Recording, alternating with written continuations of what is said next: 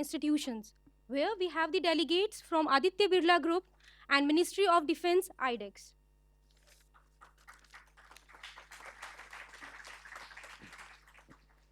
Lighted lamp is a symbol of fortunate, and it is our culture to light the lamp before beginning with any event. So, on this note, I would like to invite all the delegates to please come up on the stage for lighting the lamp. Please, sir.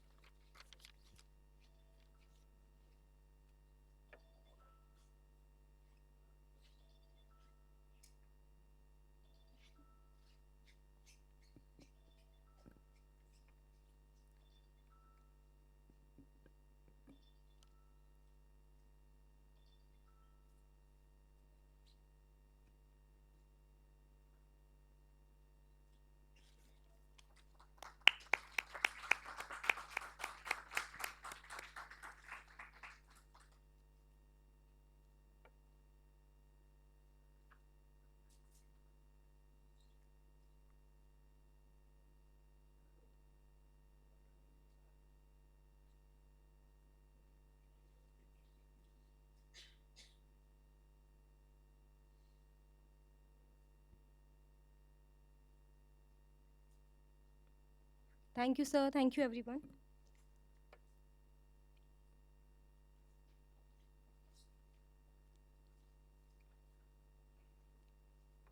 Now, beginning with the event, I would request Professor Akshay Divedi, sir, Dean Sirik, to please come up on the stage to present the bouquet to our today's guest, Mr. Raj Shekhar Joshi, Group Head Digital Technology and Transformation, SVP Aditya Birla Group.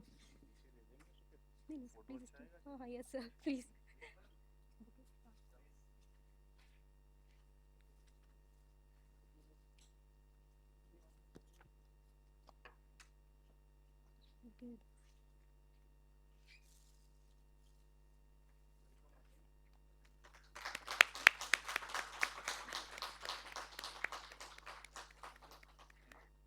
Thank you, Akshay, sir. Thank you, sir. Now I would request Professor Sai Ramadu Meka sir, Associate Dean Corporate Interaction, to please come up on the stage to present the bouquet to our another guest, Mr. Anurag Goyal, General Manager, Aditya Birla Group.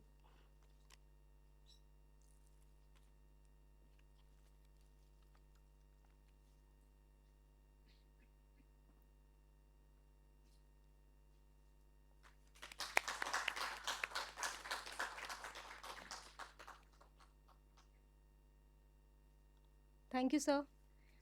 Now I would request Mr. Azam Ali Khan sir, CEO Tides, to please present the bouquet to Captain Roy Joseph, Program Director at DIO, Ministry of Defense from IDEX.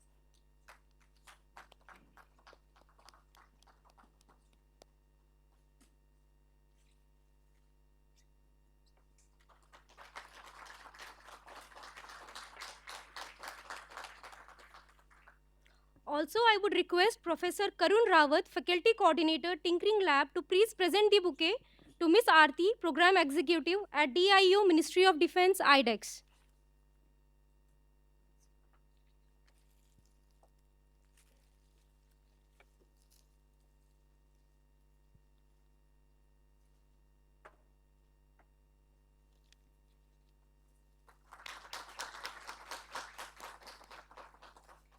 Also, I would like to invite Commodore AP Golaya from Indian Navy, who is joining us virtually in this event. Welcome, sir. He's here. Now, beginning with Thank the you very event, much. you're welcome, sir. Now, beginning with the event, I would request Mr. Azam Ali Khan, sir, CEO Tides, to please deliver the welcome address. Please give him a warm welcome.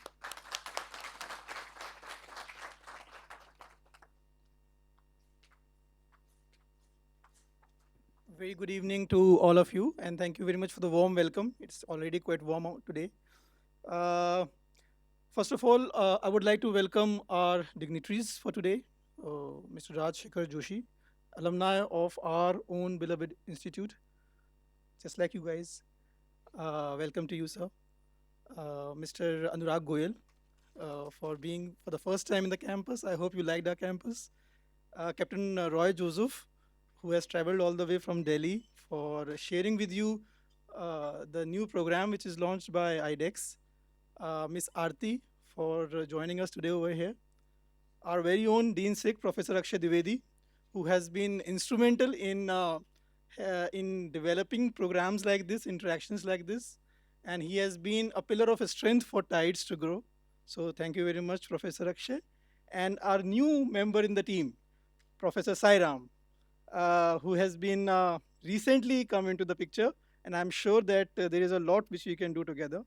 Without forgetting the name of a single individual who has been instrumental in bringing up this program, that is Dr. and Professor Karun Rawat, along with his team from Tinkering Lab. How many of you are from Tinkering Lab? Can you please raise your hands? Okay, fantastic. So this is going to be a very unique corporate interaction program, I must say. The theme of this program is promoting corporate innovation in academic institutions.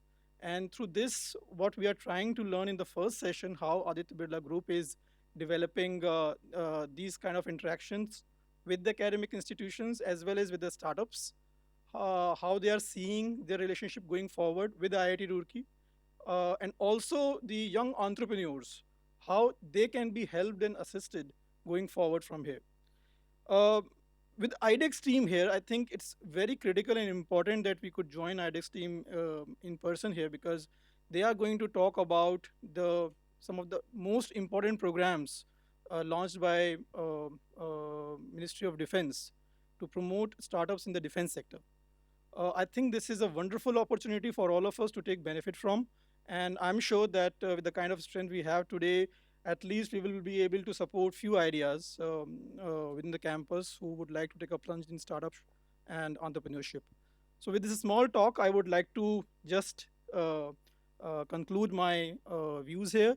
And I would like to welcome all of you to this session. I hope that we get to learn a lot from the interactions which are going to follow.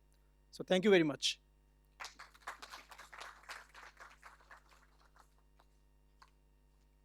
Thank you so much, sir, for your kind address and your words. On this note, I would like to welcome Professor Sai Ramadhu, sir, Associate Dean Corporate Interaction, to please deliver the special address to our audience and the guest. Please welcome him.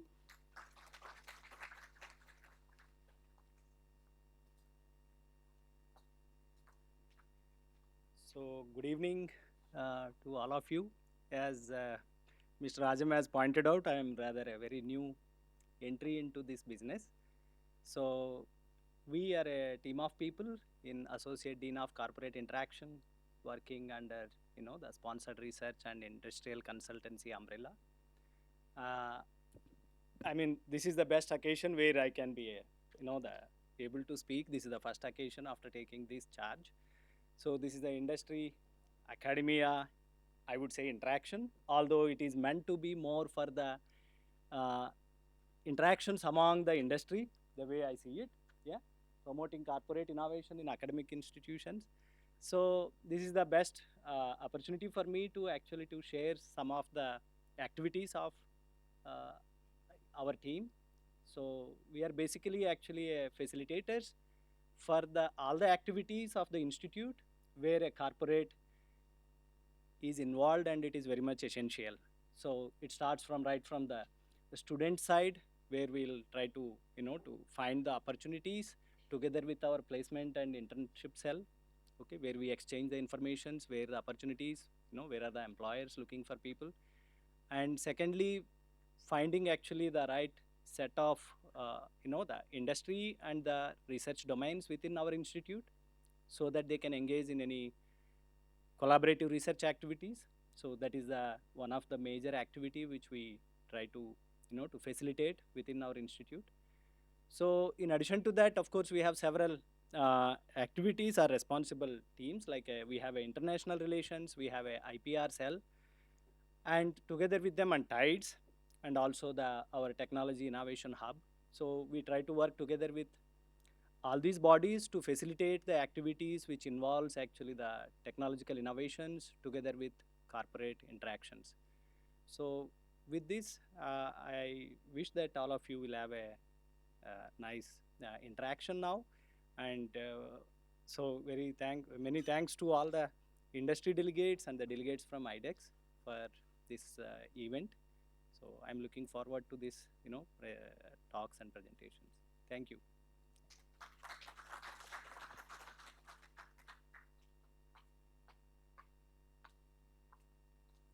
Thank you so much, sir, for your words and congratulations for your new journey. On this note, I would like to request Professor Akshay Dwivedi, sir, Dean CIRIC, to please deliver the opening address to our audience. Please welcome him.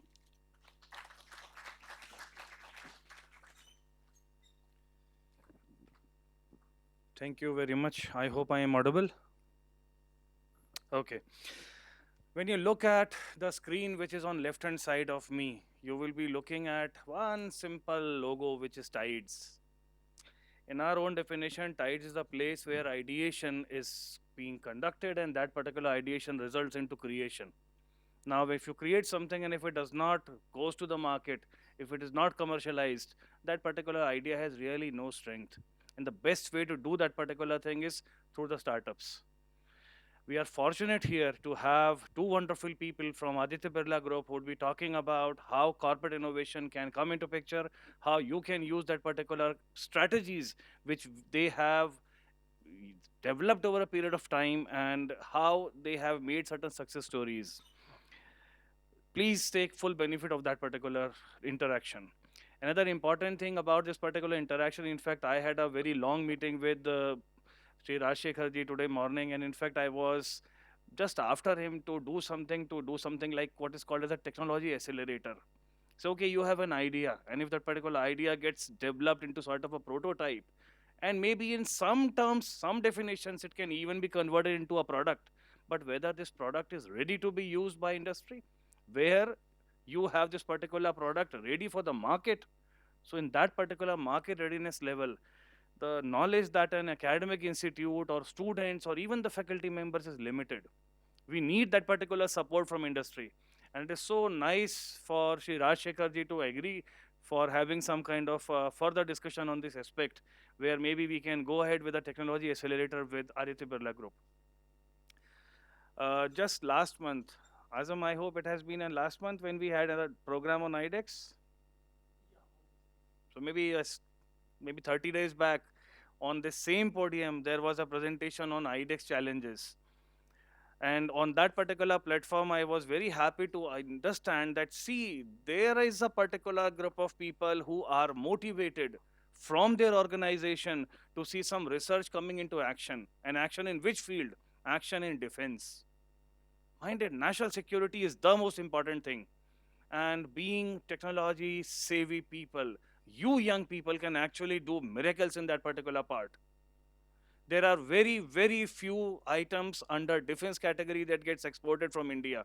Why India cannot be a defense exporter?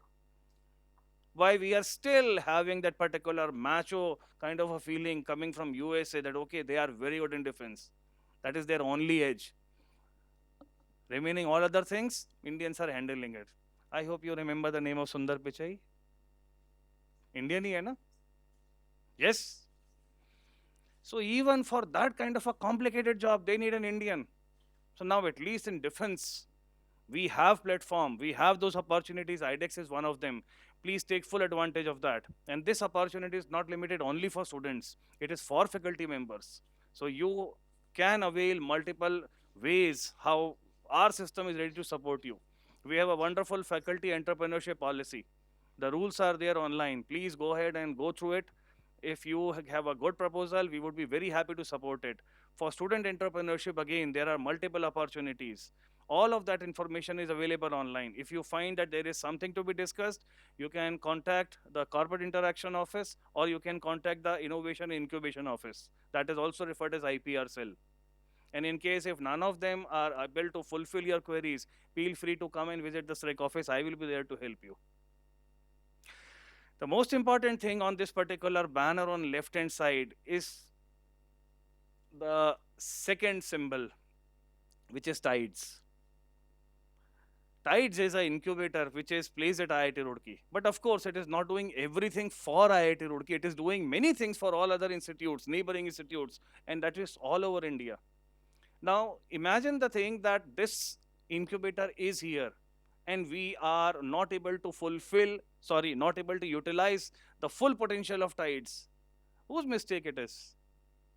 Of course, ours.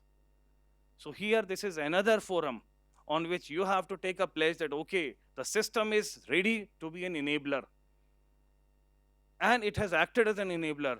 Only thing is, you have to just move ahead. You have to just take certain initiatives.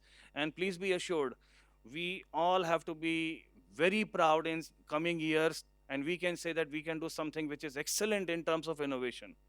And that particular innovation, where innovation is really bringing some change, and that change is action, some real application. So with that, I will be stopping my note. I hope this interaction is going to be wonderful. Everyone will be gaining something out from here. And we would be very happy to have any kind of further collaboration with both Aditya Birla Group as well as IDEX. Thank you very much.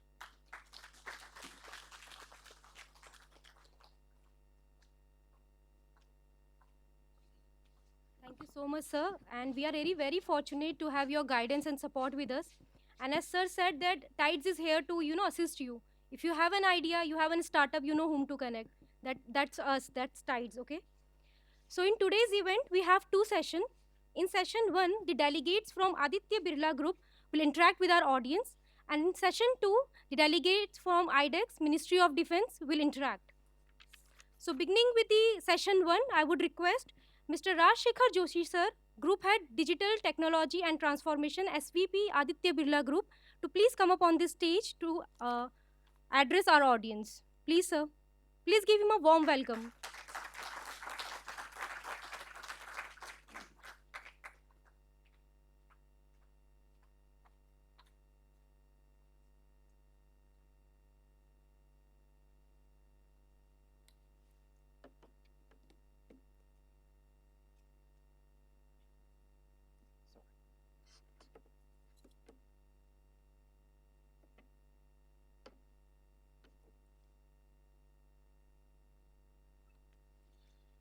Okay. First of all, I must thank the institution, TIDE, and also all the other dignitaries at IIT Roorkee to invite us, me and my colleague, for this event. And also, I think I hope after a long day's lecture, you all have still energy, good amount of energy left to interact with us and engage with us. But I really look forward to this opportunity. And I think I thank Mr. Azam and Dr. Akshay, Dr. Sairam, and also IDEX colleague here and all the other students in the audience. Okay. Yeah. So, yeah. So as she introduced myself to you, so I look after the entire digital technologies and transformation at the group level for the Aditya Birla Group. It's one of the largest conglomerates in India. As you know, it's a $60 billion group spread in 36 countries, 130 manufacturing plants, and one of the leaders in India in multiple areas. So that is, cement. We have Ultratech Cement, which is the largest cement company. Hindalco Industries, one of the largest metals and copper company. The Aditya Birla Fashion Retail, which has Louis Philippe, Von Hein, and so many brands, Pantaloon, everything else is ABG. And also, we are a big player in apparel, in pulp and fiber. So can you hear me without this? Are you able to hear me, the last bench? Okay.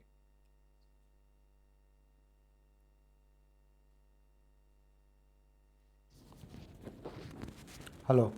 Okay, I think this one. It looks like some problem. Yeah.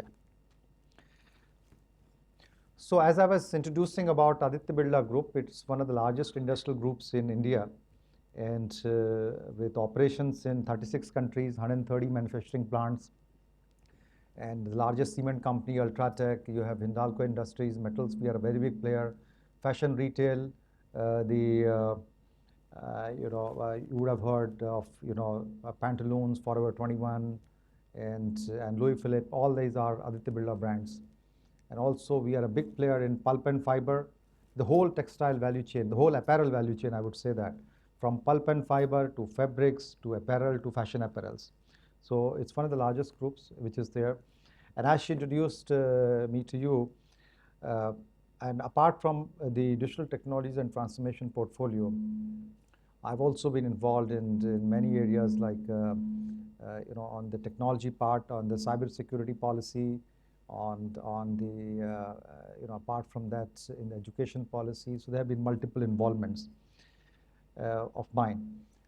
And of course, as she said, that introduced me, that I'm also an alumni of this college, and I think that brings a different feeling. Some of you who are studying here may not think of that because you are still studying here, but when you leave this institute and you come after decades, you really feel something, as it calls goosebumps. And when you come back and see, and last night I was going through various places. I went to Ravindra Bhavan. I was a Senate member of Ravindra Bhavan in 1990, and Ganga Bhavan and all these places. It's really, really, an emotional matter. There's always a connect with this institute, and that's why when we looked at enhancing our academic collaboration, we have done with IIT Delhi. We have started working with them, but then IIT Roorkee was definitely in my mind that we must go and visit IITR. So that's where it is, and I told you about Aditya Birla Group, and also I think I was apart from, of course, what ABG is corporate is doing in the area of innovation and also how it can ally with academic institution, as Dr. Akshay told about it. I think he also touched on a very, very important topic, which is that what can students do, how much more India can do, which is there. And I think that's very important. I will not speak much on that, but I must say that the country is finding its, strengthening itself, its profile in India and globally, as you know that in the last few years, in a big way, tremendous way, which is there. See, what the colonial powers did to us was that they took a lot of resources from India. It was 25% GDP in the 18th century. We had the global GDP, and we went down so much, which is there. They divided us, and they also put on us a sort of feeling of what we call as inferiority complex, which is there, that there was very little before the Britishers came in. We had old customs, we had no infrastructure, they gave us everything, but that's not the case. I think it's a long topic, but I must say that India has been a great nation, a great heritage, and also Indian commerce, Indian valor has all been through the world, and we are finding that voice again in many, many ways. And that also comes to, if you see in the economic terms, the kind of unicorns which are there, and even 60% of the unicorns in America, if you say that, they have actually been in Indian connection, as we all know that, which is there. And also the kind of rate of new companies forming up in India is immense, which is there in terms of many other areas. And a lot of these things are possible today because of, and will be more and more because of the spirit of the youth, which is there. And you have to play a great role. You are in one of the most, I would say that, opportune times, which is there. In my time, when I came in here, we had no computers, which is there, no mobile phones, no computers, no access to internet, and so on and so forth. So you have tremendous access to all these things, which you must leverage, which is there. So coming to the topic of corporate innovation, innovation is must, and as you all know that the economies are changing. See, if you see a lot of GDP in the recent times is from industries which were not there 20 years back. Telecom, media, you have it, biotech, so many other industries. They just didn't exist. Intelligent transport and so on and so forth. They're just not there. So innovation, and today in the world which is so complex and and also post-pandemic, complex supply chains, high competition, economic cycles being in tough situation. And there are challenges, but they also bring a lot of capability to innovate. Innovation is the only way when you either develop new products or services. When we look at digital transformation, how to do that across the group, we look at every company which is in different stages of its evolution. And also that they have to innovate, which is there, they have to optimize and they have to transform. So there are two parts to innovation which is there, which leads to. So this is very imperative. So there's no other choice but to innovate. Now this applies to everyone. This applies to you as young people. This applies to me. This applies to corporations. This applies to countries. So that's one thing which is. So we definitely have multiple sources of innovation. It's our own people who continue to innovate a lot, which is there relentlessly. I think the kind of, and that's the reason why Aditya Birla companies are one of the top companies in the country today. If you see in every sector, literally, we are at a leading position.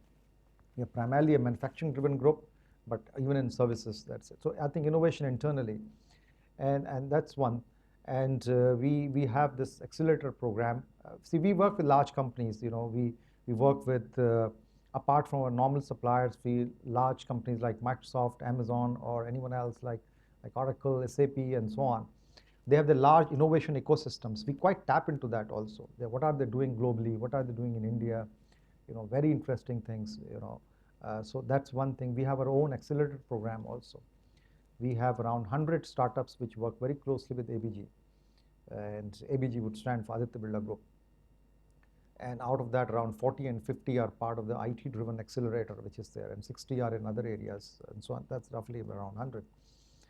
And we nurture these companies. We don't incubate, you know, because as a large organization, we are not really suited for incubation. It requires a very deft and a very what you call as very close hand-holding, which is there. But we encourage companies who have reached a certain level to work with our companies, and we do it deliberately, because for large companies, it doesn't come easy to work with small companies. For us, like when you talk of billions of dollars, and small companies, like you don't even give time to them to meet, which is there. So we have to have a deliberate program to encourage and to see that young companies are able to work with us. They're able to meet our right kind of people, pitch their work, and get orders and from them, and so on. So we help that. And academic institutions, we have recently now started looking at academic institutions also. And that's where I said that we tied up with IIT Delhi and then IITR, which is there. So, and that's what we were today, talking to many companies and some brilliant ones.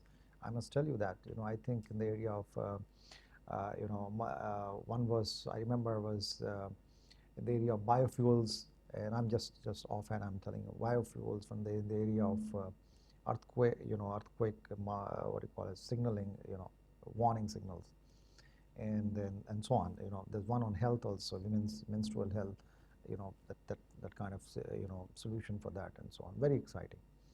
So with academic institutions, I think they're a great source of innovation. Now, because you not just don't have the academicians which are there, but also the students and academicians who work on IP and so on and so forth. That's why I was talking to the director also today.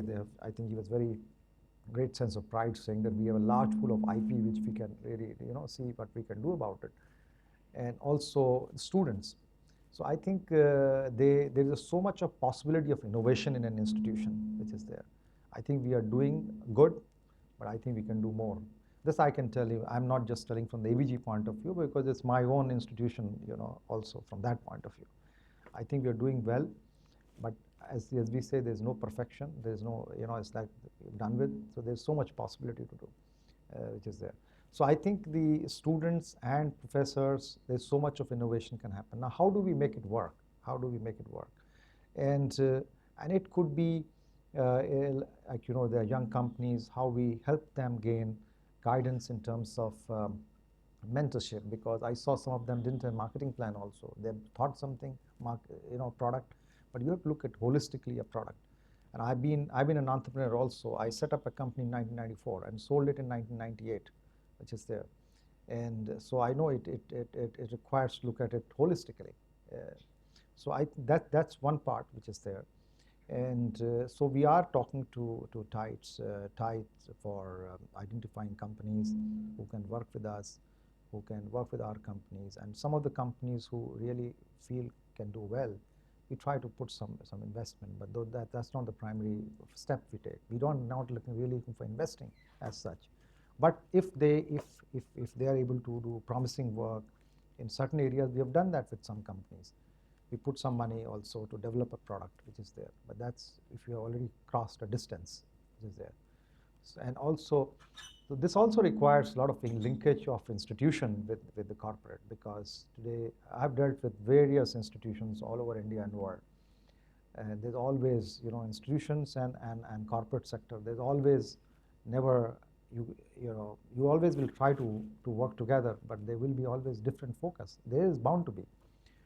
But how can we do that? I think that was a very healthy discussion with Dr. Akshay today on how we can make it work, how professors can spend more time in industry, because often we in industry feel that academia is way behind.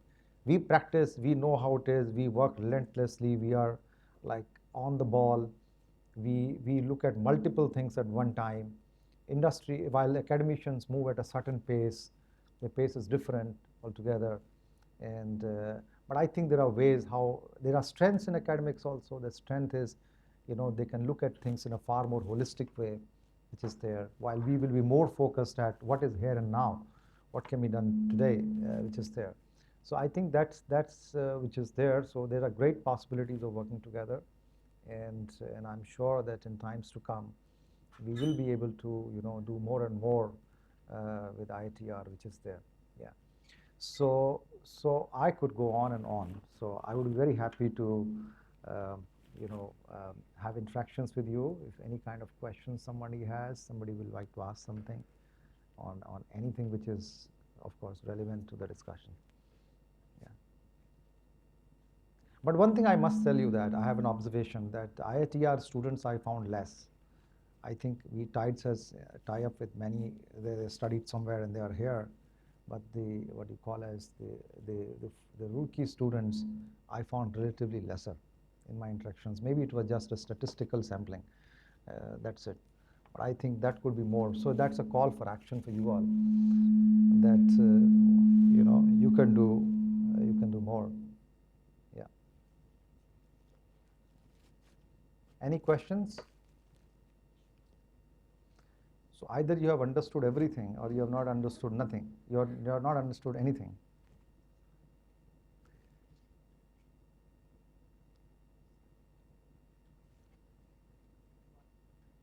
Yeah, please. Why hesitate? See, Roorkee is known for its bold students. You are hesitating. That's the character of this institution.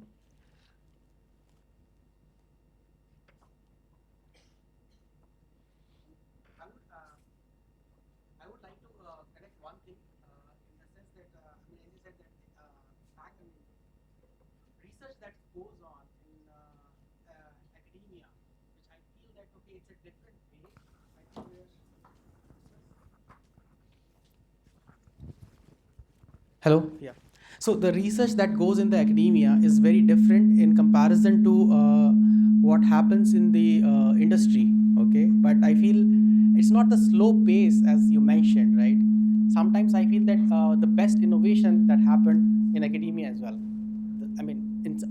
If I see a lot of things that I have, worked with as well. So that I would like to, let's say, differ. So why, I want your opinion that why, I have seen many people from different industries that, they make the same comment that, academia move very slow in comparison to the industries, okay? So why do you have that feeling? Because I have myself, so I did my, PhD from Wisconsin, Madison, and then I have worked in labs where research is going on, and the company was also actually formulated by my mentor, and which was actually used. The research was used in that company. So your comments on that? So I would actually, maybe see, there is nothing like an absolute truth. There is nothing like, as they say, one version of the of the thing, that it is slow and so hence it is. That's not the. I think I would just maybe nuance it. that in many cases, for example, as you came from Wisconsin, and so there's a certain culture which is there in many countries where the companies are very much, because I worked with Oak Ridge National Laboratory in the 90s, on defense projects, defense transportation projects, when we had set up that company. So the company was literally embedded in the US Department of Defense, literally. So so I think it's very contextual. In some countries, in some cases, you will find that the companies are very much part of it. They are very much doing a work which is very relevant, which is there. So that's there. So I would not really put it as an absolute. But I generally see that especially I will talk of Indian context. We are sitting here. Here we find that in general, many other places, most of the places, you would find that possibly it could do more. Now how does it work? Because things move very fast.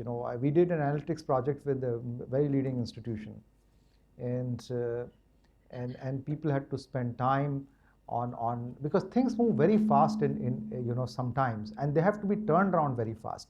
So possibly a model could be worked out, which is there. A model can be worked out, and I'll be very glad to. I gave certain suggestions to Dr. Akshay also, that how we can make it work, because where people could spend more time. Maybe the academicians can spend more time in the industry, can spend time which is there, and the people could spend some time here on a sustained basis, not on a one-off basis, which is there, and that could help in greater understanding, which is there. Now there are areas which move very fast. Now also it depends on the areas. Like if you see, IT analytics, maybe it moves very, very fast, which is there. Certain areas don't move that fast. You need to do fundamental research or materials basis, which takes time, which is there. So I think, and also, but at the same time, I feel that there is a good need to orient the academic world a little more towards as I said again, let's not take it as an absolute statement in totality, but many people need to be, on how to even frame a proper business plan, which is there, how to do marketing of the product. Some people know it very well, but maybe more people could know that. So I'll actually nuance it that way. Yeah. Thank you. Yeah.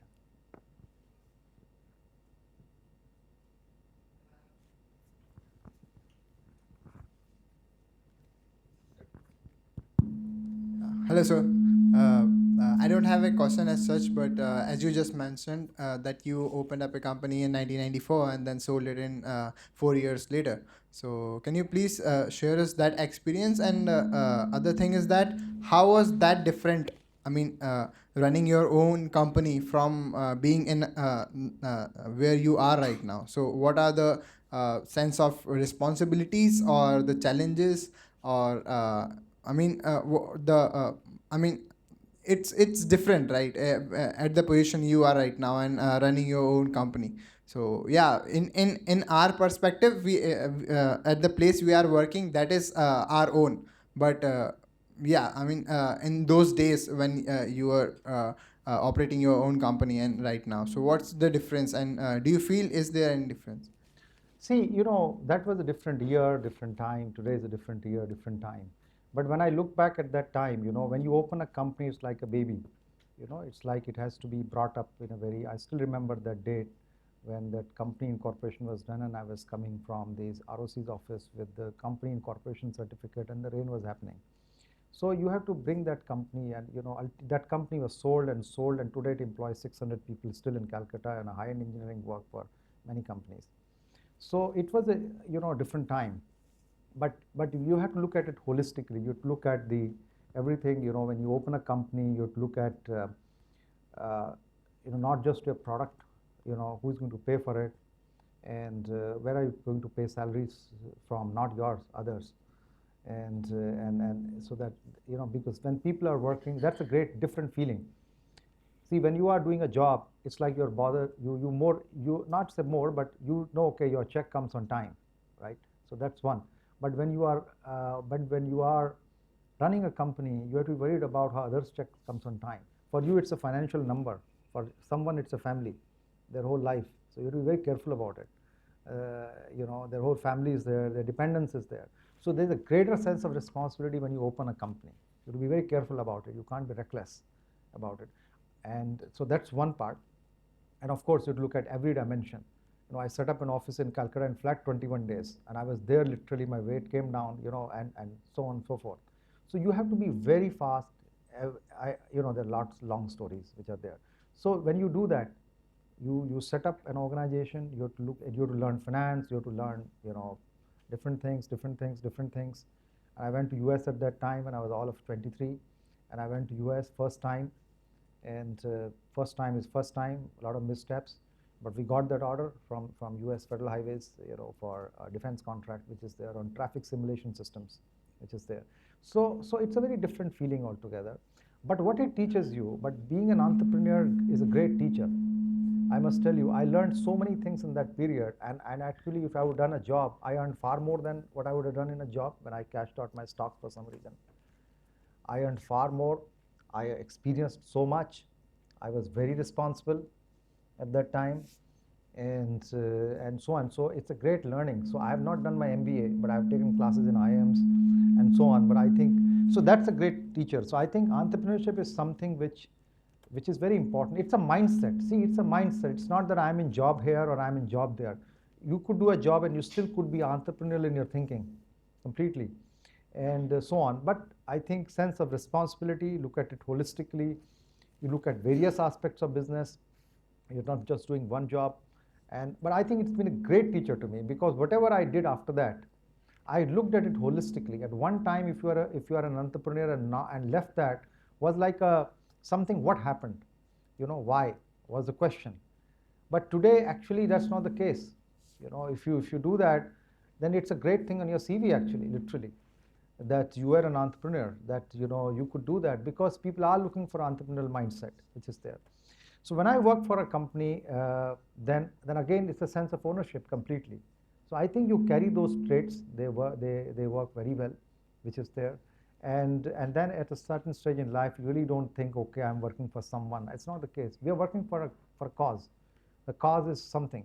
And when you work for a cause, and when you're working to create an economic capacity or some sort of a, you know, capability.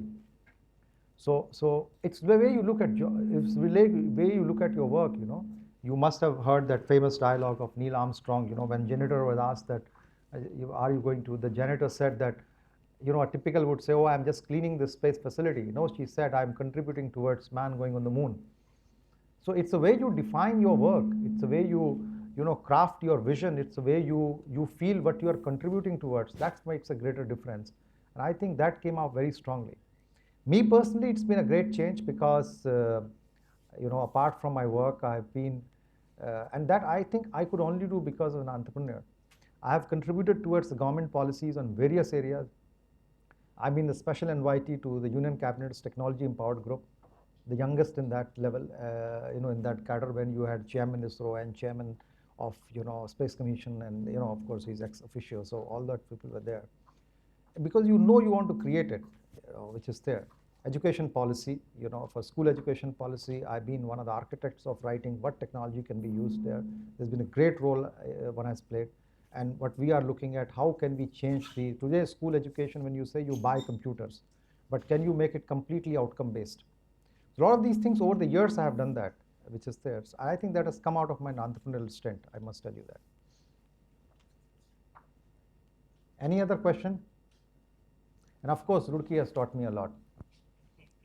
It's a bold institution, and that's what defines and separates the Thomsonians from others. Hello, good evening, sir. Thanks Yeah. for your talk. I'm actually a student of Masters in Innovation Management in IIT Roorkee. And I'm looking for, as you rightly said, that there is a gap between the research which is being done in industry and in academic institute. Maybe both are doing the great research in their own, but they are working in the silos. So I would like to understand from you, or like how ABG Group can help the students of IIT Roorkee to bridge this gap and get ready for the industry as soon as they pass out from the campus. Okay. So I think what, as we discuss and our discussions move forward, will be a matter of time. But I think the possibilities which can always be there is if the students are able to craft an idea or think of something which is quite unique, which is there, think of something which can solve a certain amount of value, as an entrepreneur, we could definitely see that, if how we could support that in certain ways. So that's always possible, which is there. But also it depends on context, which is there. And I told them, and actually also, if you need some help from even from the Department of Science, I could always help any Roorkee student a lot, which is there. So I think that's always possible. And above all, I think what ABG can help is one part. But because I'm a fellow Thompsonian, I must tell you, it's important of how you help yourselves in the first place by, what you call as expanding your horizon, by looking at, how you can, look at expanding not just the knowledge and the engineering or the whatever academic discipline you are in, but look at business holistically. For example, one of the businesses, they have said they made a product, but certain things they didn't look at. Affordability of, of the product by the consumer. You could make a great product, but if somebody is not able to afford it, or it doesn't look at payback, for example. Simple question of mine was, what was payback? And he said, what payback? Now, payback is very important if I want to. So I think we can definitely help mentor some of these, that's one part. We are also talking of, what is the IP library in the University of, in IIT Roorkee. And we can look at that, which is there, if it would be useful, because as a large group, we have multiple areas where we can, it's not just the analytics or it's like materials, cement, metals process. So if there are various areas, if their IPs are there, one can work on that. And also if there are promising cases, because it has to be promising case. Nothing comes very easy, it requires you to walk a distance to get it. Then definitely we can go to good platform to interact with our companies, interact with shop floors, and see how you can contribute, because not just this, you are a source of talent also for our companies. It's not just, so I think there are multiple ways one can definitely help. Yeah, one can work together. I must tell you that. I think helping is not the right word. How we work together to create value to each other is more important. Yeah.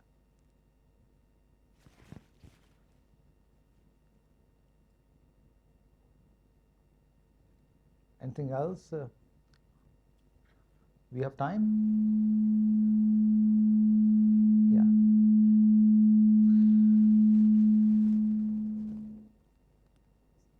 Are you done? One last question from my end. You said that you have been supporting startups through your accelerator program. So what exactly is the typical portfolio of the startups which you have already supported? Or is there any particular domain from where majority of the startups are coming from? So we have so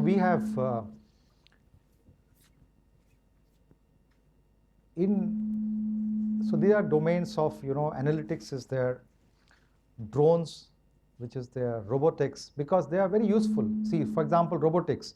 A robot can go to a plant, for example, in metals plant, and go inside the, areas where you could, because if you shut those, certain facilities or certain tanks which are there, you can't shut them. Shutting them and restarting them is a lot of work, which is there, and often damages happen. So you can have robots which can actually go there and they clean the area, and they clean and come back. That's one part.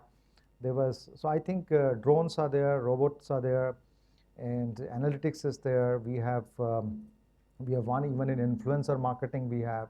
Then we have the Industry 4. You must have heard a lot of Industry 4. So IoT sensors, IoT's gateways, energy management, devices for energy management. Recently there was some startup which we spoke to was, they were using sonic pulses to look at the, for example, in cement you have rollers, and these rollers over a period of time they become uneven. Then how do you use sonic pulses to look at the unevenness of the roller surface? And if it has gone beyond a point, you can do predictive maintenance. Because if you don't do, if you can look at the defects early, potential defects, you can maintain it rather before it breaks down. So predictive maintenance, and so these are multiple areas where a lot of we have companies which are there. Then this one, and also apart from, of course, in materials which is there. There's so much of research going on in different materials. For example, cement. Cement is a plain boring material, as you know that. You don't even see that it is somewhere behind, which is there. But there's so much happening in those, in that space globally. Can you have a cement which can absorb carbon dioxide?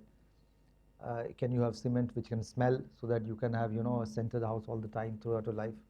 So there's so much of possibilities which are there. So these are multiple areas where we engage with young companies in that. We help them gain business with our companies. And that's a big work. I can tell you that we have done hundreds of crores of businesses these startups have done. There's some have done even 20 crores, which is a big thing for a small company. Very big thing.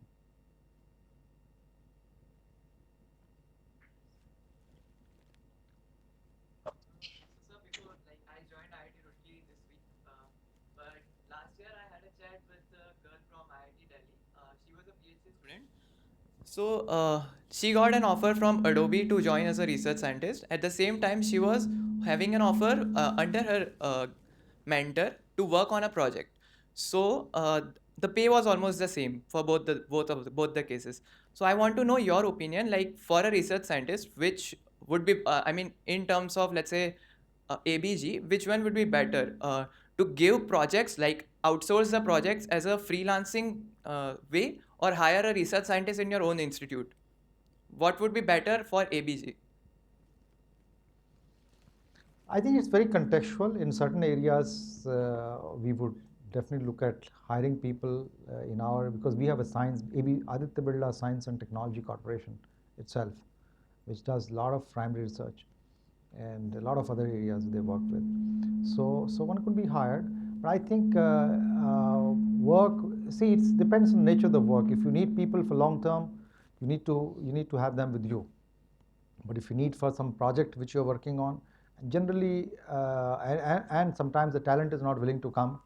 If the talent is only willing to work on a part-time basis for some time, then you have to do that, which is there. So both the models are there. I think the gig model is slowly catching up, but relatively slow compared to other application businesses. In research, I think the gig is still less, which is there. But it also depends. Many research scholars or researchers, they are in some colleges or some institute. They can't be hired.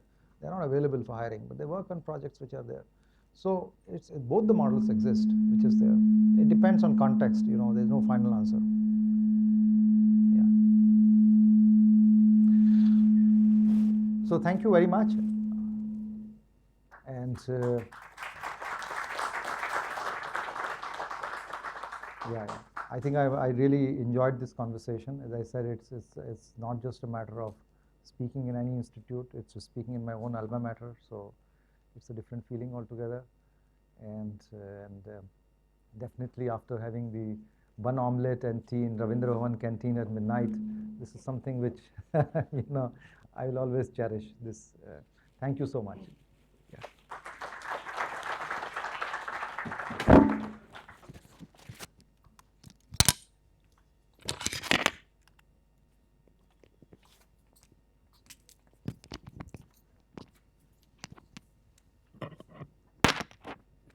Thank you so much, sir, for such an interactive session. Your word of experience will definitely motivate our audience. Moving forward with the session, I would like to invite Mr. Anurag Goyal, General Manager, Aditya Birla Group, to please come up on this stage and share his rich knowledge and experience with our audience. Please, sir. Please give him a warm welcome.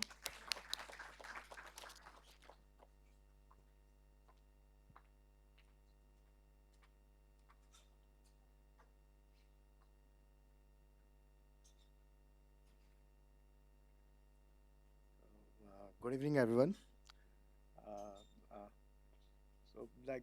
In terms of sharing my experience, so I look after startup ecosystem at Aditya Birla Group, and it has been a wonderful experience working with various intellectuals in various domains, guiding them.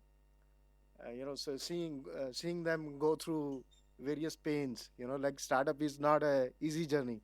It looks very glamorous, but there is whole lot of responsibilities. You are responsible for your employees. You are responsible to your clients, to your customers. And when you do a startup, so in one sense you are responsible. You have a responsible to the society, and you are responsible for your country as well, right? Startups are nothing but I see startups as the economic freedom fighters. Startups are what, like say, they are the vehicle. They take country from a developing nation to a developed nation, right? Startups are the backbone of the economy. So it has been say wonderful experience. And it's like you learn a lot. Say when you take a journey uh, with each of the startups, and they go through various pains, joys, and happiness, or pains in life. So you have to be like I have to be with them as their partner, as their employee of their company, as their family, uh, and help them see through like how they can scale up their startup, uh, or help them, like say how they can come up with new use cases, find new clients, or innovate something new. So it is like it has been a wonderful experience at the startup ecosystem. So thank you.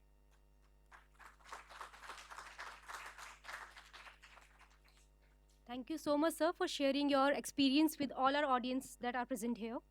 Moving to the another session of the event, I would like to invite Captain Roy Joseph, Program Director at Ministry of Defense from IDEX, to give us information and details about the challenges being launched under DISC 7 Sprint and IDEX Prime Sprint. Please give him a warm welcome.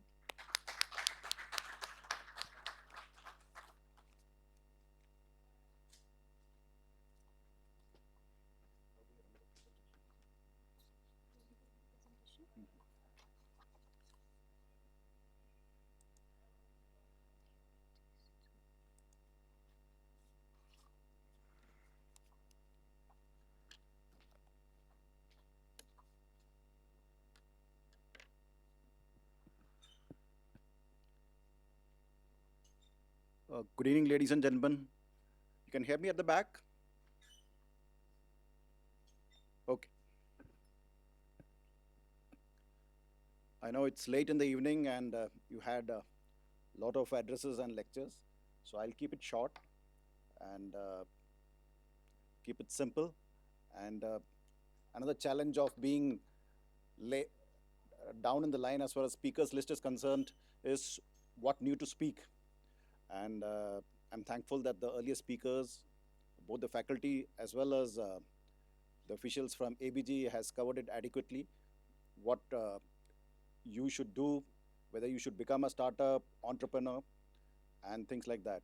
So I will not go into that territory.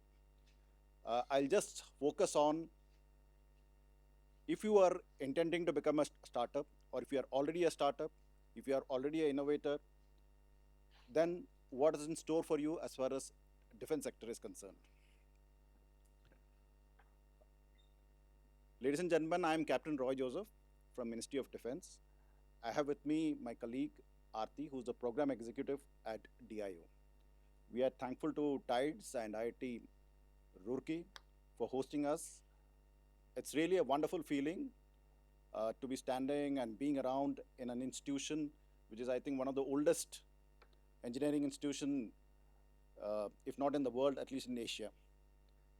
So this is a place which has ignited minds. I just saw President Kalam's name as I entered out here, and which have given ideators, influencers, thought leaders like the previous speaker. And I'm sure that all of you will follow suit. It is more heartening that we are today with young minds like you, ideators, disruptors, and people who will be changing the course of this great nation.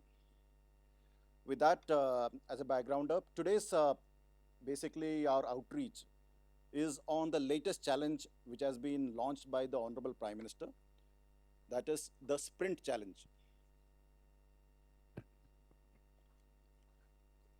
Or should I take the other mic?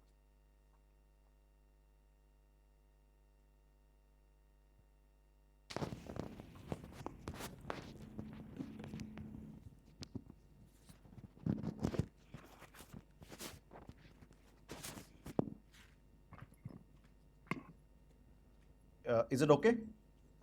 Okay. So this is basically to basically explain the latest challenges which we have brought out, or Indian Navy in partnership with IDEX has brought out 75 new challenges which is available for you to solve.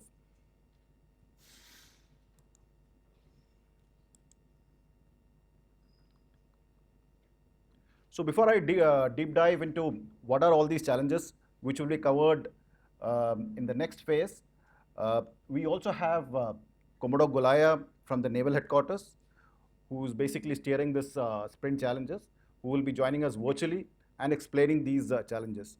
So before we go into the specifics of what are these challenges, I would like to basically explain what is IDEX all about. There was a lot of questions in the previous session. What can ABG offer you? So this is basically something like that. Okay, what can IDEX offer you? What can Ministry of Defense offer innovators, startups, MSMEs, or even the faculty? So coming to IDEX, IDEX is the flagship scheme of Ministry of Defense. IDEX stands for Innovation for Defense Excellence. You'll hear two terms with us. One is DIO. DIO is the Defense Innovation Organization, and IDEX is Innovation for Defense Excellence. So this scheme, as I told you, launched in 2018 by the Honorable Prime Minister, and the Honorable Prime Minister some days back has launched the latest edition of the challenges, which is the Sprint Challenge, which we have come today for. So what was the purpose of this scheme, IDEX scheme? It was basically to foster innovation and technology development in the armed forces in quick time frame, with the aim of infusing cutting-edge technology in the armed forces.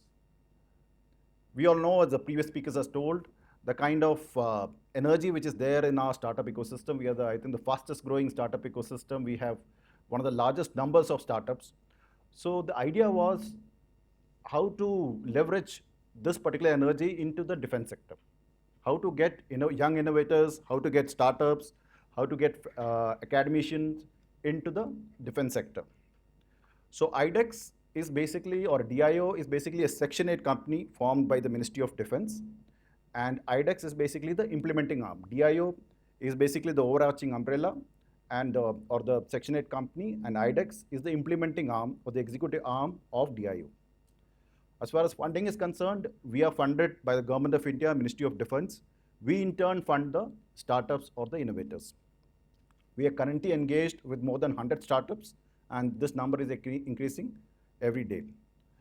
We had almost 4,000 applicants, and as I'll explain, we had launched this scheme in 2018, and till now we have had 6 editions of challenges. Now, a word about challenges. Who gives these challenges? These challenges are given by the armed forces. That means challenges given by Indian Army, Indian Navy, Indian Air Force, the paramilitary, and the defense PSUs. These challenges come to us, we curate it, and we take these challenges or these problem statements to the startup ecosystem and get solution from them. And rapid prototyping is the mantra. So this is not academic research. That means a problem statement which is given by the armed forces have to be solved in 12 months or max 24 months. So the challenges we are bringing out today, that is the sprint challenges, have to be solved, have to be, the product has to be ready, or the prototype has to clear trials by the next year. In fact, these 75 challenges has got a historical importance. It is as part of our 75 years celebration of independence, of Azadi Ka Amrit Mahotsav celebration. It is part of that. So we aim, or the Indian Navy aims, that by next August, these products will be ready to be absorbed by the Indian Navy. So as far as our initial challenges are concerned, we have already placed orders. startups have been successful in delivering the prototypes. And you must have heard, there's a big news headlines that some months back that orders worth 400 crores have been placed on startups who are developing products with us. Okay, just to understand the framework, what does IDEX do? How does it connect up? So if you see, this is the architecture. IDEX is a platform, is an architecture which connects two worlds. The worlds of armed forces, that is Army, Navy, Air Force, the paramilitary and the defense PSUs with the startups. So if you see, IDEX is in the center and we connect up the services at one hand, on one hand, the armed forces at one hand, and the startups, the MSMEs and the individual innovators on the other end. So we take problem statement, as I told you, and take it to the startups. We get solutions from them, pitch it back to the armed forces, and if the armed forces or the challenge owners select you, then when we enter into a contract with you, we fund you, we mentor you, and we take you till the end. In between us, IDEX and the startup ecosystem or the innovation ecosystem is the partner incubators like Tides. This thing, we have today almost 14 incubators, largely all the IITs, IISc Bengaluru, IIM Ahmedabad, and some leading private incubators who are partnered with us, and each of you who get selected with us, who are contracted with us, are associated with one partner incubators like Tides, one IIT. So what are the kind of challenges or schemes which is available to you? As I told you, we have the Defense India Startup Challenge, or in short, DISC. So today we are launching, or the Prime Minister has launched recently, DISC 7. So what are DISC 7 or what is DISC? DISC is basically the problem statement which is given by the armed forces to be solved by the startups or the innovators. So these are challenges given by Army, Navy and Air Force. That is the DISC, the 7th edition which we are discussing today. There's another one, that is Open Challenge. Open Challenge is the reverse. Here, you may have an idea, like some of the youngsters spoke today, that I have an idea, or how do I go forward? You may have an idea which may be applicable to the defense, for the Army, Navy or Air Force. It may be apt for the defense, this thing. Then you can apply. As you're sitting now, you can apply on our website. You can go apply on our website, and we take such solutions, take such proposals to the armed forces, and if it is selected, then we again enter into a contract with you. So that is Open Challenge. IDEX Prime has been launched recently. So basically we have two levels of challenges which we do, or two levels of support which we give as far as the finances are concerned, as far as the funding is concerned. Each startup, each innovator who is engaged with us, who's contracted with us, under DISC gets a maximum of 1.5 crores funding for each of the prototype they develop. And for projects which have got of a higher magnitude or a bigger scale or bigger scope, we have IDEX Prime, where this funding goes from 1.5 crores to 10 crores. So the start is basically the kind of support. A lot of questions were asked in the last session. What can the industry provide? So this is what we at IDEX provide you. If you see on the left-hand side is basically the grant which we provide you, which I already discussed. One is the financial part, 1.5 crores, going up to 10 crores for each of the project which you do. Apart from that, once you are contracted with us, once you are engaged with us, you get associated with DIO or IDEX. At IDEX, there is one dedicated officer who will be associated with you. So it is not a buyer-seller agreement. It is not that we enter into a contract with you and after 1 year you have to deliver the product or the solution. It is, the mantra is co-creation and co-innovation. That means we also get involved from day one with you, and so are the nodal officers from the armed forces. So there will be an officer from the IDEX, there will be an officer from the Army, Navy and Air Force who will be guiding you throughout your journey. So that is the kind of mentoring which you get. Apart from that, you get access to your equipment and our laboratories, our platforms. You get access to our warship, our aircrafts, fighter aircraft, our submarines, our tanks, because your product, your solution will be fitted on these kind of platforms. We help you with testing and integration facilities and incubating, mentoring under partner incubators, which I already discussed. And we also arrange experts for you, subject matter expert, if you require some kind of that domain help you require, we provide that kind of support also. Most important is very important is the last tile, which is basically outreach and showcase opportunities. When you're contracted with us, you get showcased at international events. You must have heard of DefExpo, you must have heard of Aero India, where the world comes. You are also now showcased abroad. I've just come back from UK, where we had taken some of our startups to be showcased in UK. This is the process, basically self-explanatory, that we receive challenges or problem statement from the armed forces.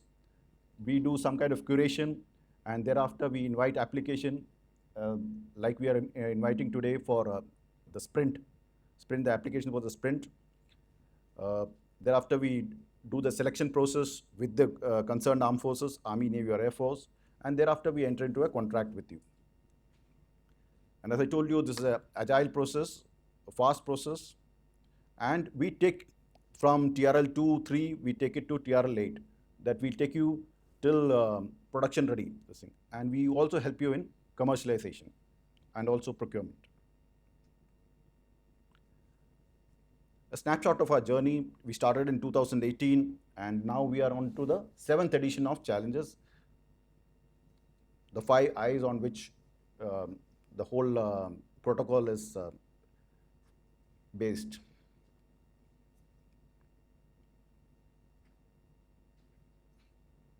Yeah, so what are the kind of technologies which our startups are today working on?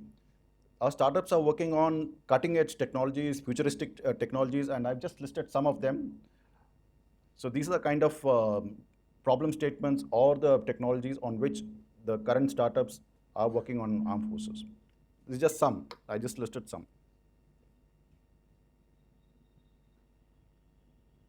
Okay, as far as our structure is concerned, the chairman of DIO, Defense Innovation Organization, is the Secretary Defense Production and currently the Defense Secretary. Then we have the IDEX official. The CEO of IDEX is the Additional Secretary Defense Production. Then we have the Joint Secretary at MOD, who's the Additional CEO. We have a coup. We have Program Directors and Program Executive. So this is the broad structure under the Ministry of Defense. Just a snapshot, some figures. We already discussed that we have received more than 4,000 applications. Today, we get problem statements from 23 security agencies, apart from Army, Navy, and Air Force. The map shows the various incubators we have pan-India. So our process is entirely paperless. You just have to visit our website and apply for any of the challenges. Even today, you can see for as far as DISC 7, it is open. You just have to click and start applying. Open challenge, I told you, you can apply anytime. Yeah, some photographs of our showcasing the recent event where Prime Minister launched the Sprint Challenge for the country. Our startups are showcased at all important events. You get to meet the who's and whom, both at national level and at international level.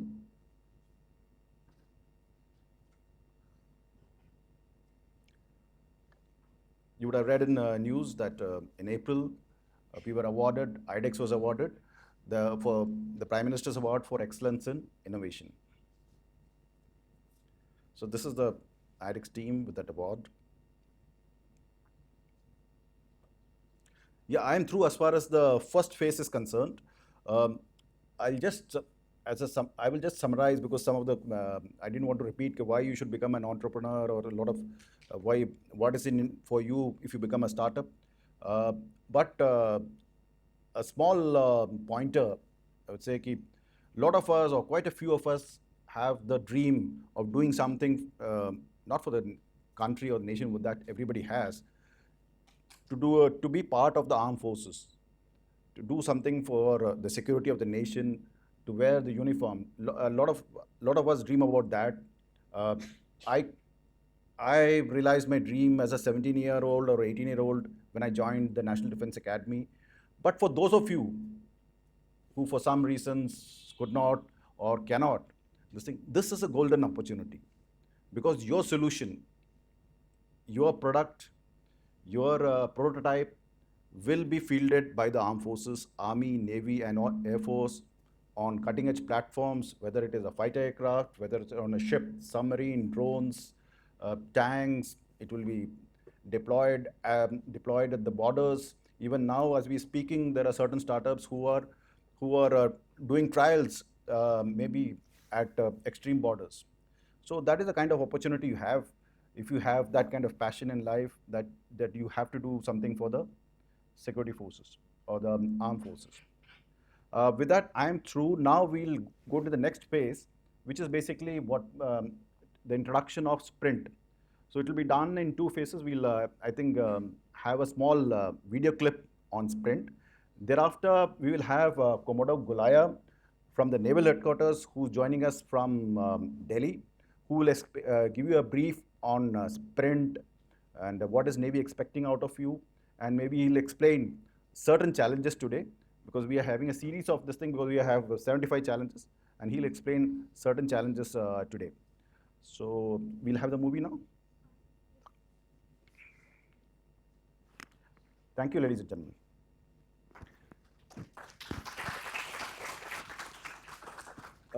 We'll have the house open for questions after we have this session of the Sprint also.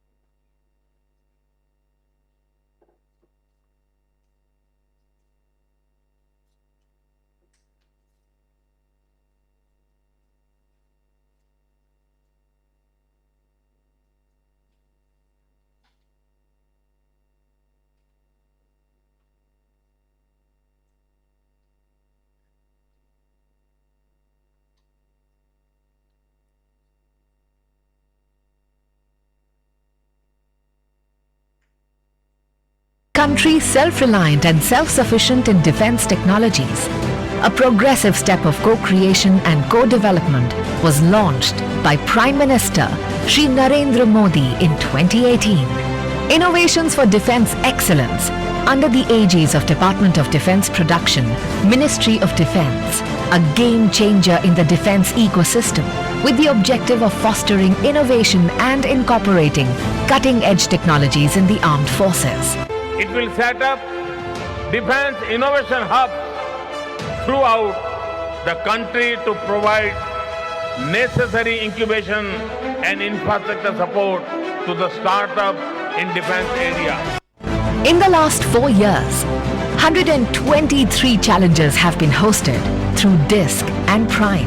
More than 500 ideas have been shortlisted, and more than rupees 250 crore worth of projects have been allocated, and procurement of 14 items worth over rupees 400 crore has been cleared. To further accelerate induction of indigenous technologies and mark the event of Azadi Ka Amrit Mahotsav, IDEX has collaborated with Naval Innovation and Indigenization Organization NIIO to launch 75 challenges. NIIO has been set up by Indian Navy with the vision to create three-dimensional technology-enabled and network blue water navy to safeguard India's maritime interests. Prime Minister Shri Narendra Modi is launching first of its kind DISC Sprint, supporting pole vaulting and R&D through IDEX, NIIO and TDAC. With 75 challenges under DISC 7 Sprint, grants up to rupees 1.5 crore. IDEX Prime Sprint, grants up to rupees 10 crore. Inviting innovators, startups and MSMEs. These challenges span across a wide range of advanced technology domains, including artificial intelligence, secure communication system, big data analytics, unmanned autonomous systems, advanced imaging, smart weapons, navigation system, system engineering, and other next-gen technologies, accelerating towards Atmanirbhar Bharat.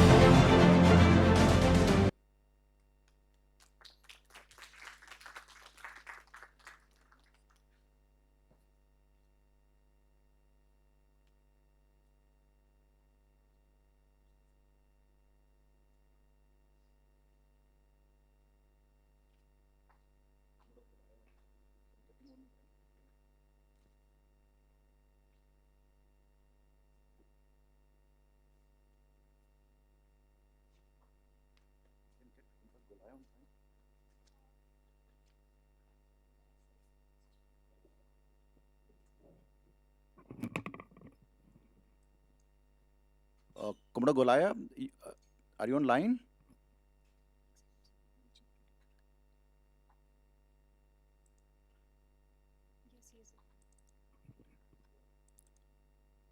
Is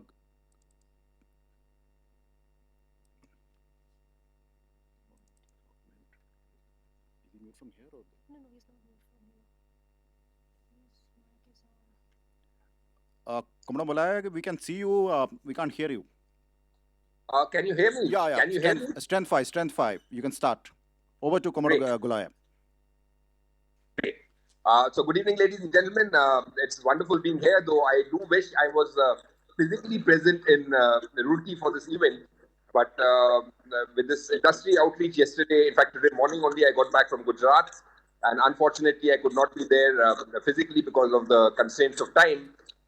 And on a lighter note, though I would have liked to be in at Tides, I was told time and tide wait for none. So what I'll do is I will give you a very brief background about NIIO, that is the Naval Innovation and Indigenization Organization. Thereafter, I will come to the background of Sprint challenges and how they came about. And finally, I will give one or two challenges as examples, because the full 75 list is, of course, too long for me to go into in this time available. But they are available on the IDEX website. But what I would like to give is the guiding principles, if I may, about how the challenges should be seen. So to begin with, the Naval Innovation and Indigenization Organization was launched by the Honorable Raksha Mantri on 13th of August 2020.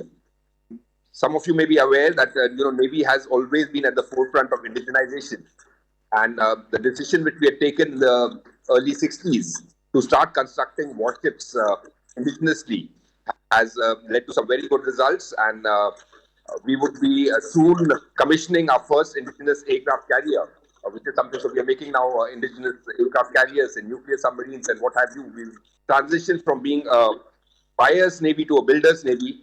But in the Navy, you normally talk about to float, to move, and to fight components. So to float is the basic hull.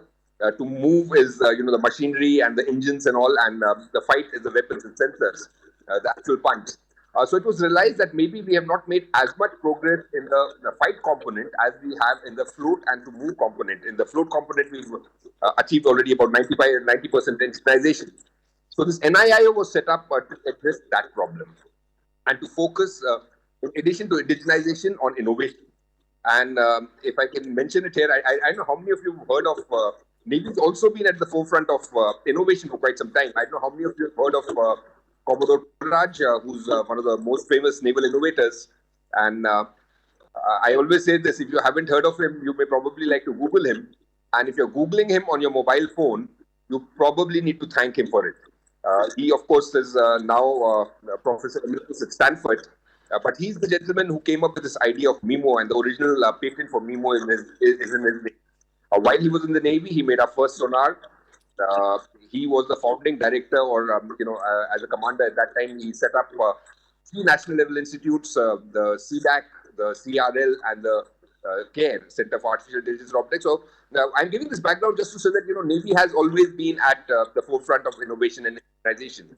So what is the new thing which we started here? So to consolidate all this, the Defense Acquisition Procedures, DAP-20, permitted service headquarters to have embedded IIOs, or Innovation and Digitization Organizations. So we thought it would be a good idea to formalize whatever we've been doing and set up a dedicated organization. I won't go into the details and bore you with that, but it's a three-tiered mechanism. At the apex level, there's a Naval Technology Acceleration Council, which is chaired by the Vice Chief. It meets every 6 months, and it has ex officio as well as nominated members, and we have representatives from the academia, from the industry, and so on. Under that, you have the NIIO working group, and under that, the Directorate of Indigenization, which deals with indigenization, as the name suggests. And for innovation, you have the Technology Development Acceleration Cell, or TDAC, which, as it was, which I mentioned, is what I head. So before going any further, I'll tell you what we have set up since the very short time since we have not even 2 years now since we've been formed. What we have done to interact with the academia, the industry, and the changes we made to the users themselves, because all three components are very important if you want the ecosystem per se to come up. So as far as the academia is concerned, we have started two things. One, during the Swavlamban seminar, which took place on the 18th and 19th, which it was mentioned, the sprint challenges were launched by the Honorable Prime Minister. We started the 21st MOU with the Academic Institute. So we have MOUs with institutes to work together on innovation with IIT Delhi, IIT Mumbai, Rashtriya Raksha University, National Forensic Sciences University, to name just a few. In addition, we started something known as INSTEP, or Indian Naval Students Technical Engagement Program. So under this, what we do is that we provide the students a 5-month online internship where the colleges who we have this MOU with, they're called INSTEP Knowledge Partners. And the students come up with problem statements, we help them refine it, we tell them the naval point of view, so as to convert it into a useful product.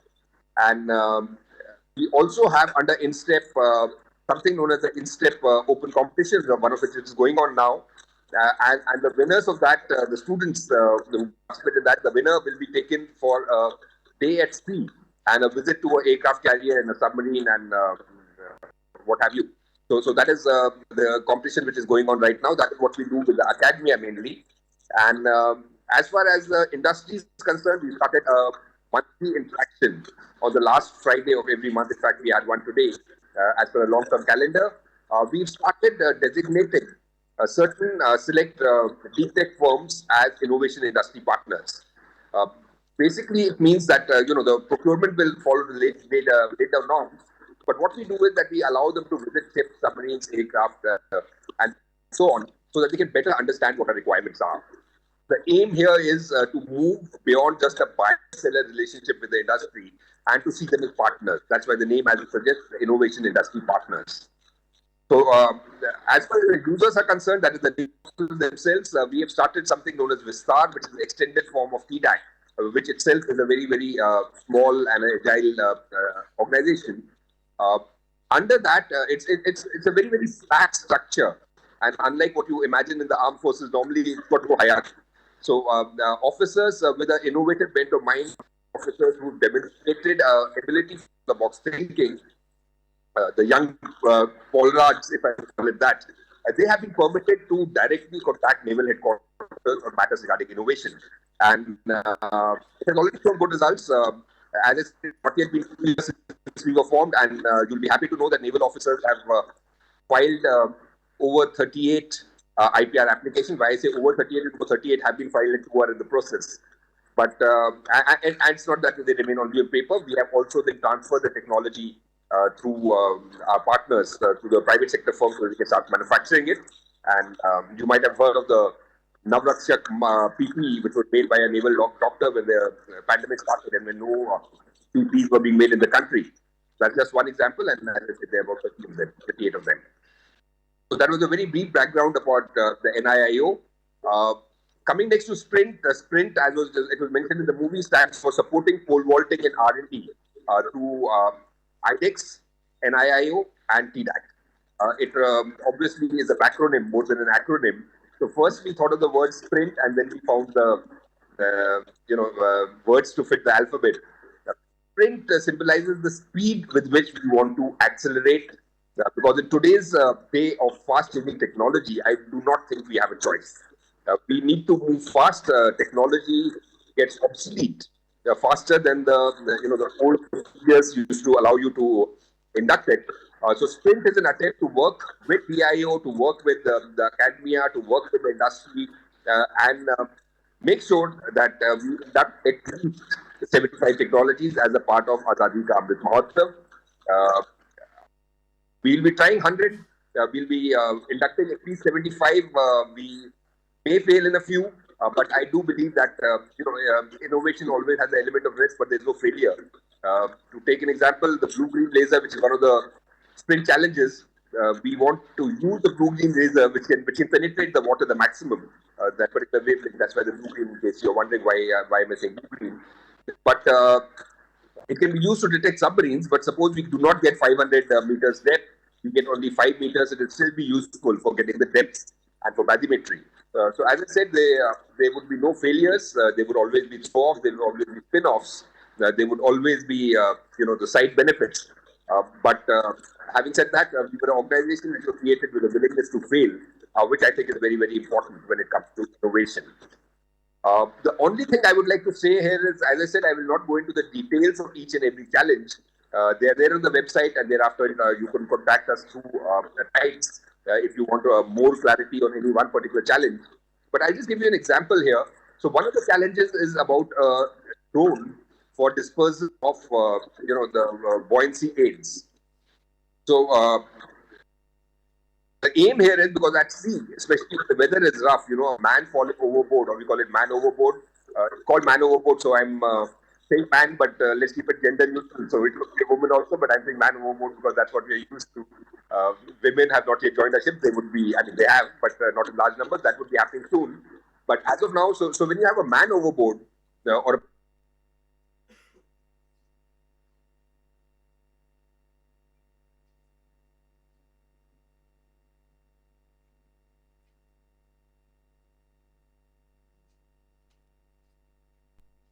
Now, what we said is that it is a drone which is inside the box so that it is continuously charged, and it is taking the GPS position as it moves. So it knows what is the path which the ship went through. And the minute that the man mode is realized and somebody presses the button, the drone to take off, retrace that path. And obviously the person might have drifted a bit, so cater for that. And using the visual recognition algorithms, make out where there's a man floating in the water and deliver a life buoy to him or her. So this is the essence of the problem.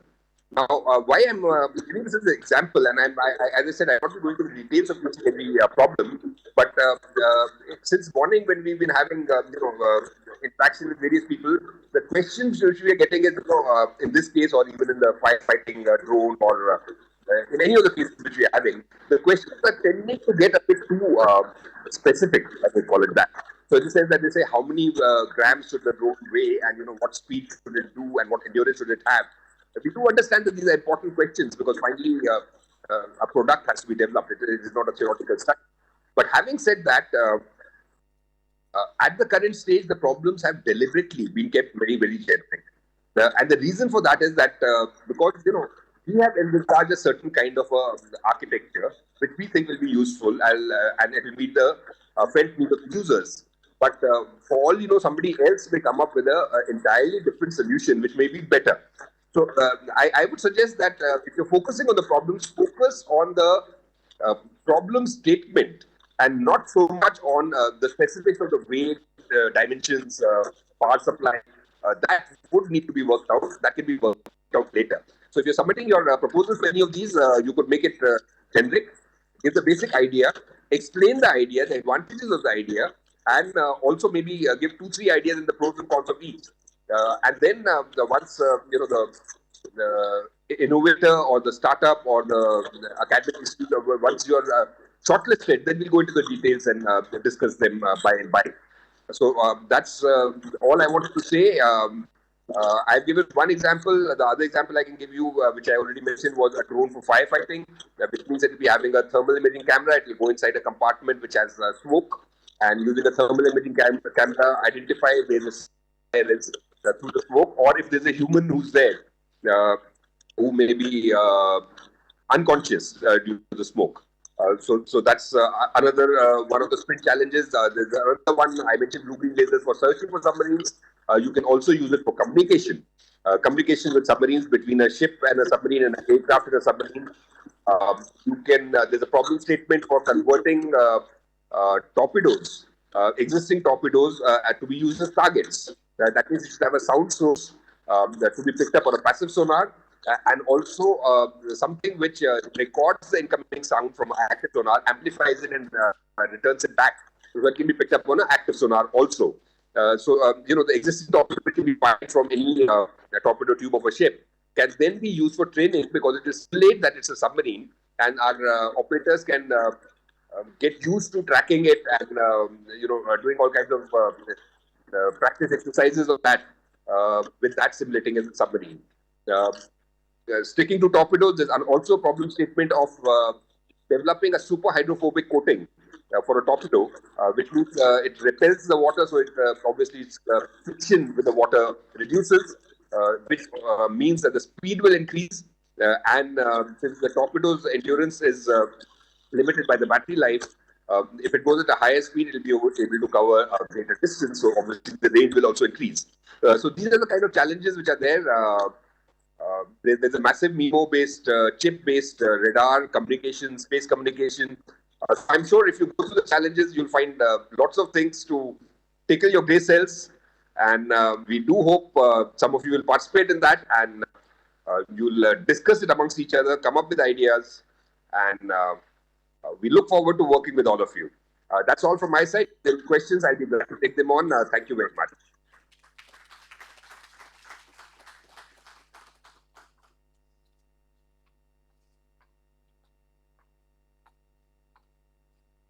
Thank you so much, Roy sir and Gulaya sir, for such an informative session.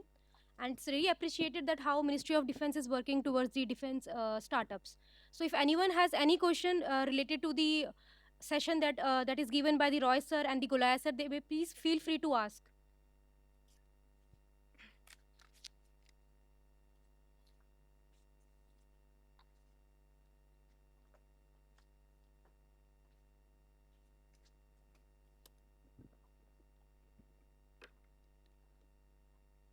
Yes, any questions? Or too tired?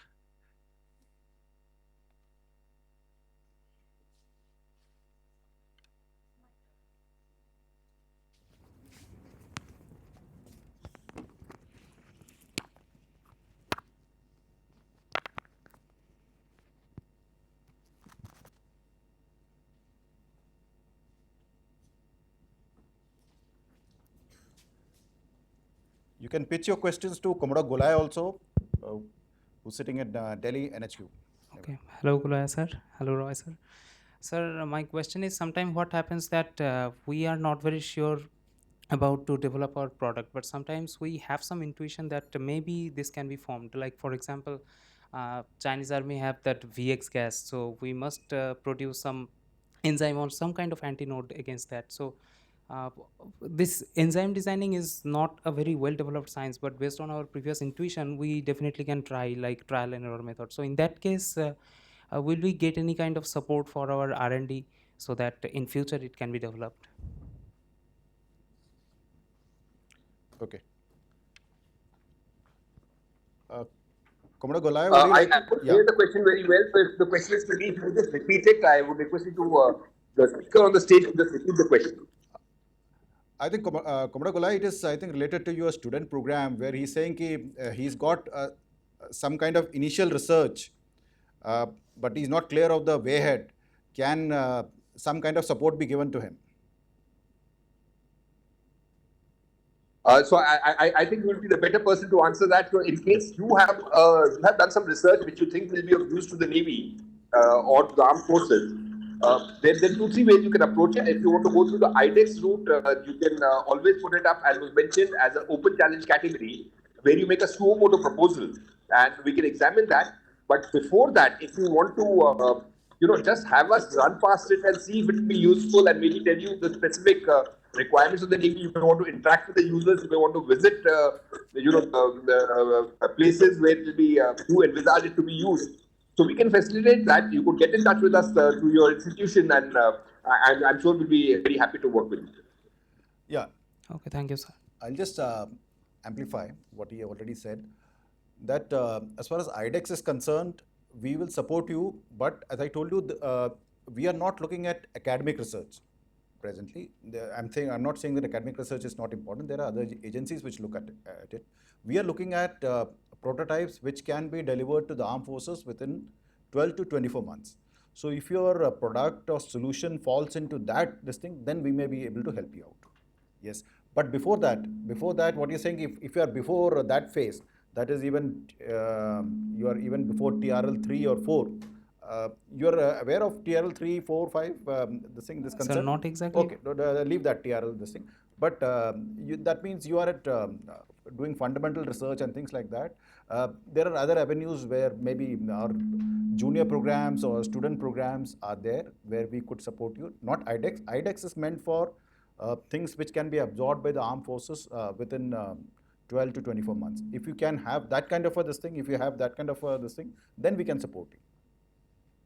Oh, got it. Thank you, sir.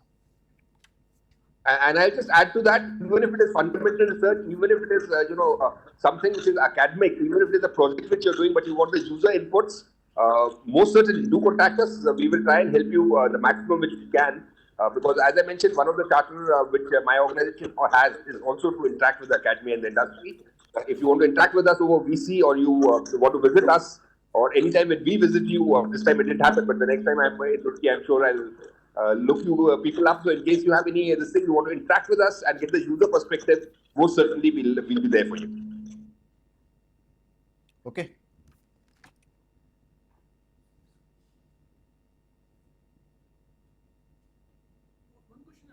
Yeah, please. Also, I had this question. Do you still have this requirement of matching grant for this program? Okay. Very good point. I think we keep forgetting this. See, our basically our system is, or our protocol is basically that we provide you funds up to 1.5 crores, and also under IDEX Prime it goes up to 10 crores. Now our system is, our protocol is that whatever we are giving, it has to be minimum matched by you. That means if we give you 10 lakhs, at least 10 lakhs has to be put by you for the prototype development. That is basically to ensure the skin in the game. So if it is 1.5 crores, you will have to bring in 1.5 crores. And now 1.5 crores can be in many ways. Cash being one. It can be kind. It can be some previous expenditure into this research. So all those things. But yes, that is just to, as I told you, to see that you're serious about the solution. So yes, you have to match whatever we're giving. We have startups who have, like we are providing 1.5 crores, but their solution goes up to 10 crores. They have managed the very fact, obviously from, you know it better, who are getting into the innovation space, how to get investors, how to get it funded. But the very fact that you are an IDEX winner and a winner with MOD, that adds to your valuation. Just one follow-up question. Yeah, same. Is there a requirement that anybody who is applying has to be in the startup mode, or can innovators individually or researchers also can apply? Very good question. Good questions are only coming from the senior people. Yeah, anybody can apply. You can be a student, you can be an innovator, you could be in the faculty. We have faculty members, IIT professors who are doing projects with us. So anybody can join. Yes, you can apply, you can be a winner. Yes, before entering contract or at the time of entering contract, you have to form up some kind of entity. It could be LLP or whatever it is, some kind of teaming arrangement you should have. But you're free to apply. Then another question is that if suppose a professor is working in a lab and they have developed a lab by investing some money, say 2-3 crores, 5 crores or something, from some other funding source, will that be counted against the matching grant portion? It can be. It can be. That is what is the previous. But again, the previous speaker used the word contextual. So there has to be a context. I cannot give you a blanket this thing, but yes, it can be. It can be. That is what is in kind. Your IP, you can value. You can say that I have a patent or I have an IP, and that is X. The value is X. So that is up to you, as long as you can justify our finance people. So it is not necessarily cash. It can be kind. It can be a past. No, it cannot be. It cannot be this thing. It has to have a cash element, and at least 50% has to be cash element.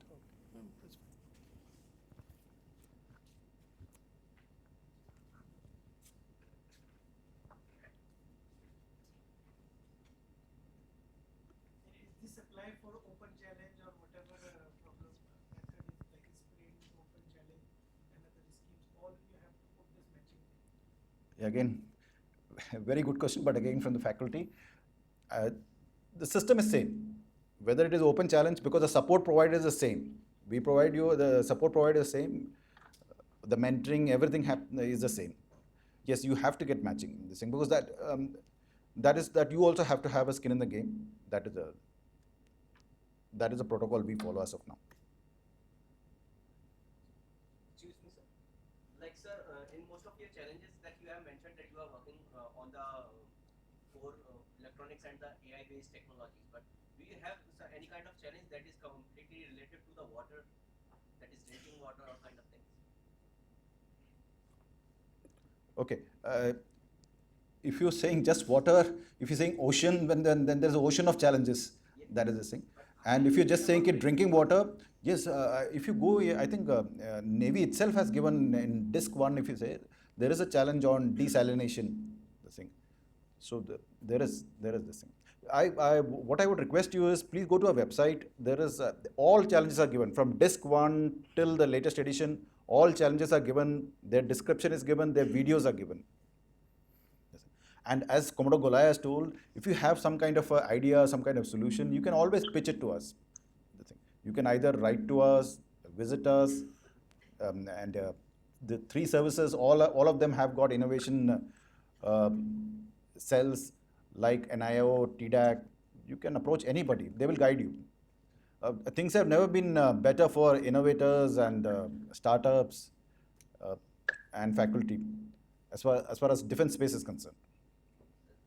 As such, like Golaya sir has mentioned that super hydrophobic coatings.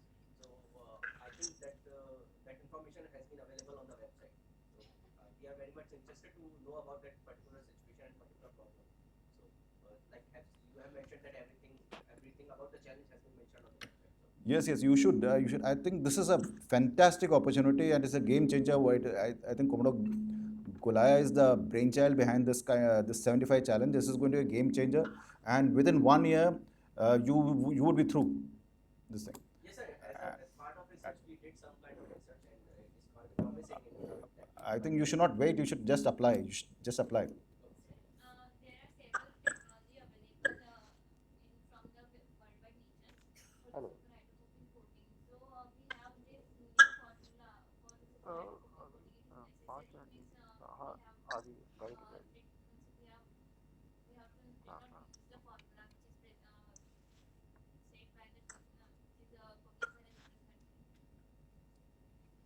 Okay.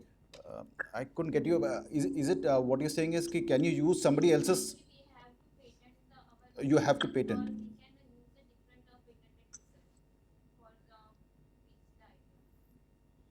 Okay. Not a very straightforward question. But see, the whole mantra or whole focus of ours is that your solution should be under the ambit of Made in India, Make in India. So this entire thing, what I discuss, IDEX or whatever Kumada Gulaya is doing, is all under the umbrella of Make in India, to become Atmanirbhar Bharat and things like that. So it is not that it is not that you take a patent or a technology solution which is available outside and use it. The idea is to have our own homegrown solution, to have strategic independence in critical niche technologies. We should have if you follow the Ukraine USSR Russia war, you will realize how does technology and dependence affect warfare.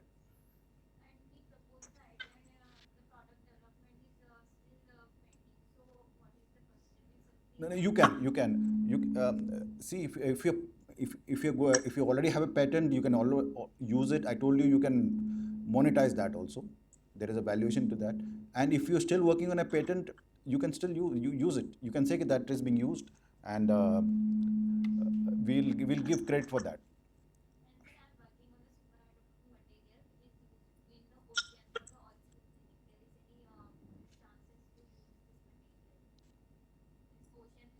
Yeah, anything which is concerning you, ocean will be of interest to the Indian Navy. You just approach them. You write to their emails are there. You write with your solutions, and somebody will get back to you. You propose. See, you don't, as your alumni, star alumni has said that Roorkee people should be bindas and should be brave. You should not think, should I apply or not? You should apply. This is the time for not look before you leap. It is leap and then look. Sir, if I develop a prototype and it is selected in the Indian Army, then can I use the same prototype for other purposes, and can I make a money from that? Or I have to stick to if that prototype is using in the Indian Army, so I do not use it for other purposes? Excellent question. Excellent question. I'm sorry I didn't cover this in my presentation. See, one of the focus of IDEX is dual application. When we mentor you, when I said that we mentor you, it is also to make you a viable business entity. So it is not, we are not looking only at Indian Army, or you provide solutions to only Indian Army, Indian Navy, and Indian Air Force. We are expecting that from day one, we should, and with you, we should be start thinking how it can apply. Dual application could be there and could have commercial application and also export. As I told you, we are now showcasing our startups, some of our startups who are maturing to the world.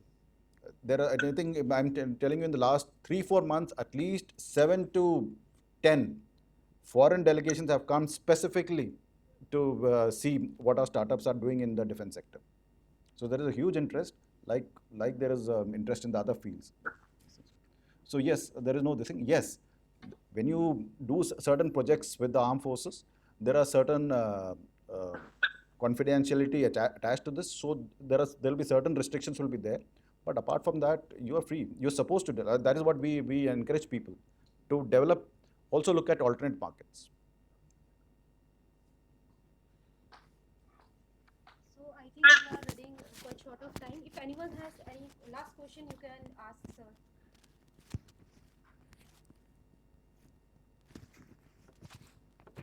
I could hear most of the questions, but thank you for answering them. I think even the ones which were directed towards me. But again, on a lighter note, it's just as well I didn't hear the questions, because when we interact with the IITs, we're not going there for the questions but for the answers. We're looking at you for the answers.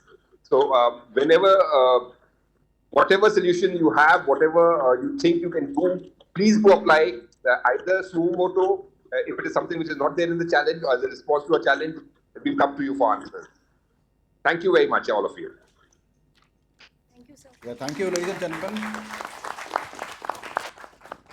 I'll just end by saying that the next campaign, the next war, we should win with Indian solution. That is the aim. Okay.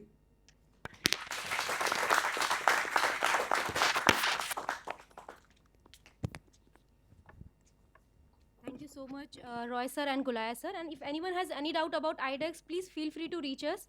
At Tides, you can contact us if you want to know anything about IDEX, okay?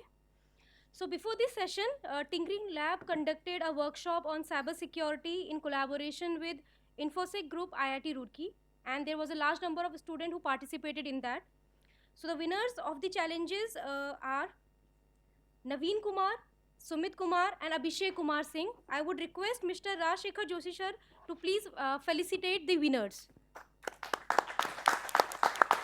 All the three winners, Naveen Kumar, Sumit Kumar and Abhishek Kumar Singh, please come up on the stage.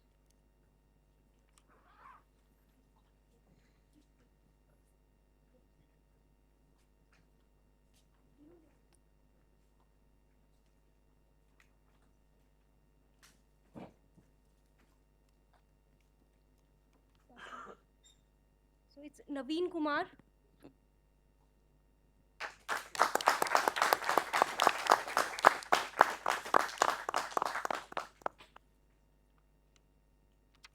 It's Sumit Kumar. He's the second winner of the challenge.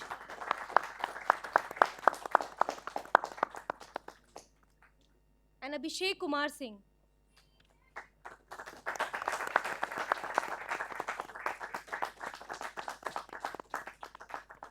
Thank you so much, sir. Thank you. Moving to the last section of the event, I would request Professor Karun Rawat, Faculty Coordinator, Tinkering Lab, to please deliver the vote of thanks.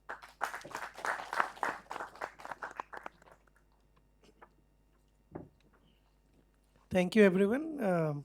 Thank you, Tides Azamji. And it's a great event. And actually, for IDEX, I was following it for a long time, but I couldn't able to see them. And in the real one-to-one session, and for sure, Joshi Saab and Sir, they both have, I think this is first time they have come, or For Goelji, yes. Goelji. And he's our own. Okay. Yeah, he's our own. Yeah. So I think it's a great pleasure that all of you guys are here, and it was a good and great session for interaction. So the students actually in the starting of the session, Mr. Ajam asked that how many students are from tinkering. So I would say that everybody is from tinkering, because apart from the student body, which is just administrative body of tinkering, all the students are from tinkering basically. So I think I'm very happy that many faces are there and many students participated. To collect them together, we have created one or we have organized a workshop, I think, in cyber security, and that was by one of the group called Infosys here, and Infosec, and one is in tinkering student body. They organized together, and I think that event also we have 90 participants in that event. 100 too, right? So I think that was also a very successful event. So I am very thankful to all the student bodies and who are participating in this event, and all of the dignitaries. And I think that's it. Thank you very much.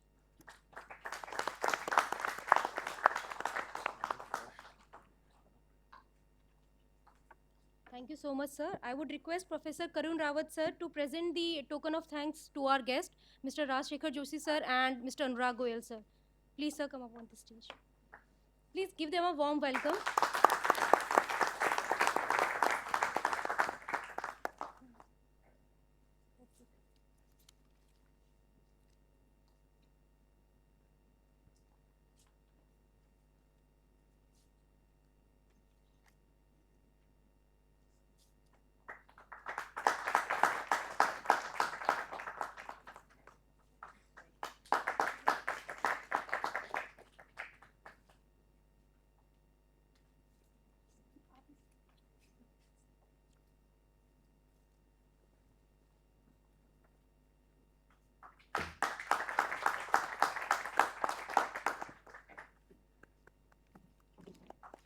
And I would request Mr. Azam Ali Khan, sir, CEO Tides, to present the token of thanks to the delegates from IDEX.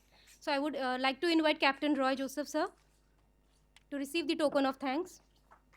And Miss Aarti, Program Executive.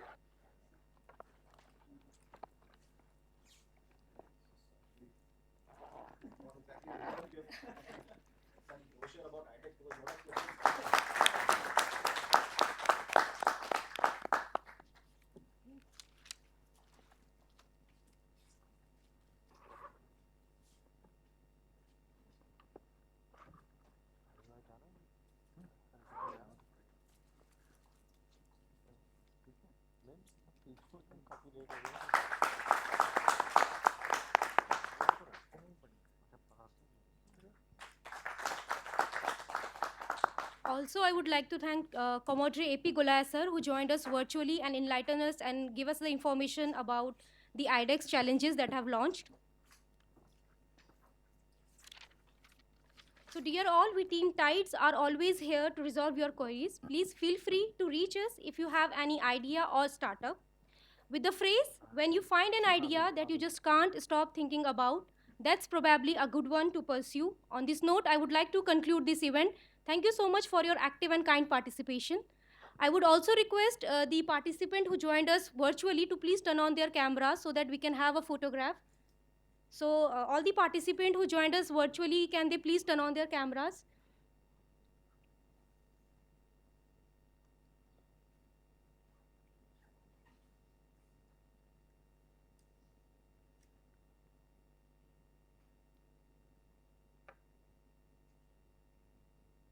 Okay, I think that's all. Thank you so much, everyone, for your active and kind participation. Thank you so much.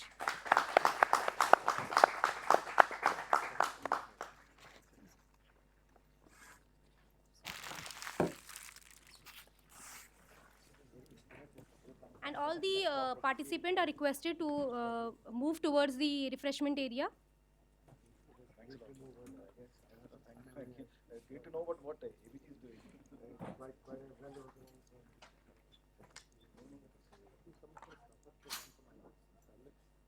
Parallax is working with